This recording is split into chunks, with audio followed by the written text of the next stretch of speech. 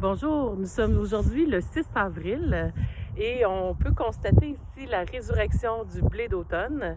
On est en Montérégie, donc zone 1 pour les producteurs de céréales. Et ici, on a poussé un peu la limite du blé d'automne parce qu'on est en zone 1, une région normalement où le terrain est plat. La nappe phréatique est un peu plus élevée au printemps, donc souvent le danger en zone 1, c'est que les racines baignent dans l'eau au printemps et puis s'il y a moindrement un gel autour de -9, -10, suite à l'engorgement d'eau du sol, on peut avoir la mortalité plus au printemps. Donc c'est pour ça qu'on a attendu avant de venir voir ce champ, mais on constate que tout est beau. Ici, le blé d'automne en Montérégie, il y a plusieurs avantages.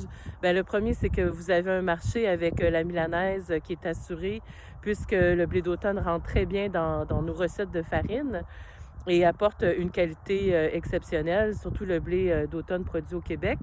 Donc, ici, vous avez un test, on fait un test avec 11 variétés de blé d'automne qu'on a semé après un blé de printemps, le 16 septembre 2020, qu'on devrait récolter début août.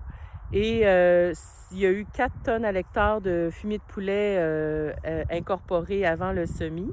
Et on voit qu'on va avoir une très belle survie. On a 100% des plants qui ont passé l'hiver.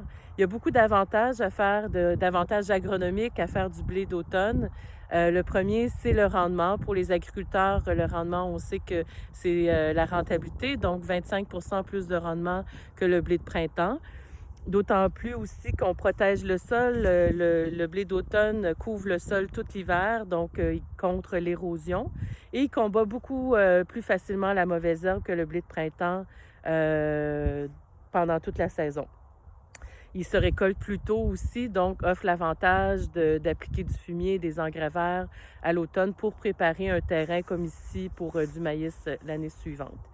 Alors, je vous encourage beaucoup à faire du blé d'automne. Donc, essayez-le si jamais ça peut fonctionner après un blé de printemps ou après un soya. Donc, vous pouvez déjà prévoir semer un soya plus hâtif pour réussir à semer au moins au mois de septembre.